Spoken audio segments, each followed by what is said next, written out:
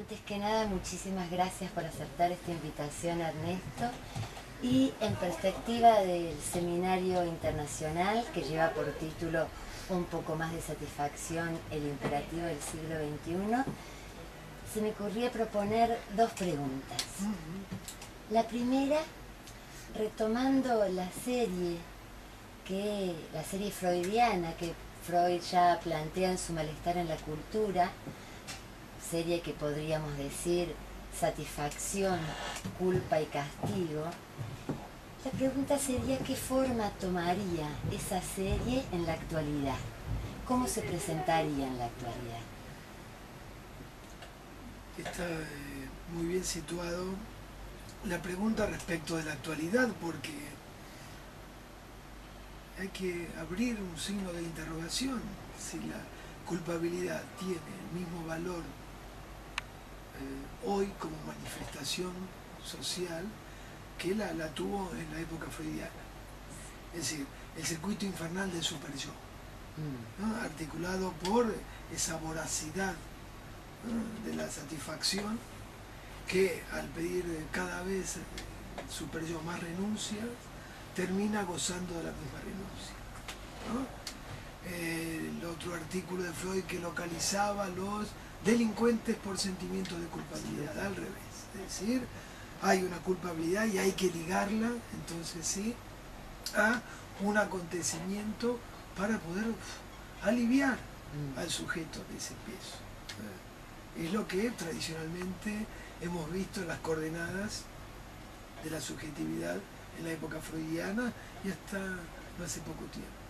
Pero tomando la frase que pescó Jacques Alain Miller de Jacques Lacan, que la civilización actual ha elevado, ¿no?, al cenit, al objeto A de la civilización.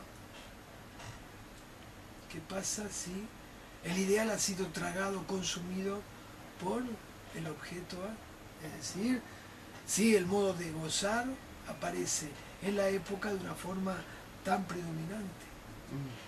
¿Qué pasa si en la sociedad del espectáculo abre las compuertas de la satisfacción y lo que se promociona cada vez más son modos de gozar, alternativos modos de gozar, que aparentemente valdrían para todos? Muy bien. ¿Qué pasa allí con la culpabilidad frente a los actos realizados en contra del deseo o en contra del semejante? Efectivamente hay un componente perverso en la actualidad que está instigado, podríamos así decir, por esta elevación del goce a esta categoría de omnipresencia.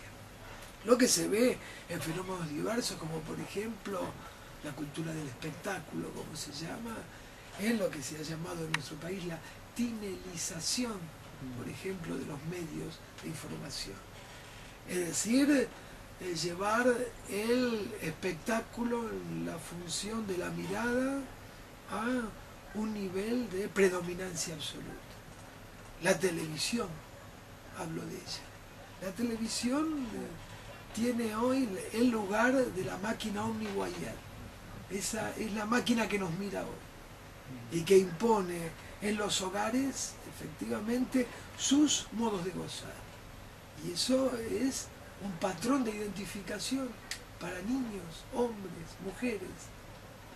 Entonces, allí los actos promocionados son los que en la época freudiana eran los combinados, vamos así decirlo, a la represión social.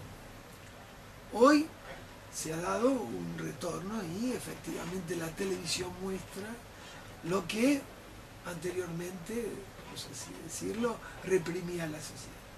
Es decir, no hay que escandalizarse por eso, sino tratar de pensar las coordenadas en las que se produce esa inversión, ¿no?, de la ingenuidad de la perversión personal que aparece en los medios. Esta frase es del doctor Lacan de los años 50. La ingenuidad de la perversión personal que toma los medios de información masiva.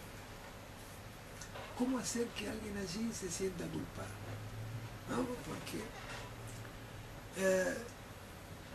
los consultorios llegan cada vez más casos donde la culpa no tiene el lugar predominante que llevaba, por ejemplo, a un motivo de consulta. Hoy la vergüenza, ¿no? Ya el doctor Lacan ubicó al mismo tiempo que no es simple avergonzar a alguien hoy día, ¿no? Y por eso me gustó decir en un momento dado, llamar al toxicómano un sinvergüenza, ¿no?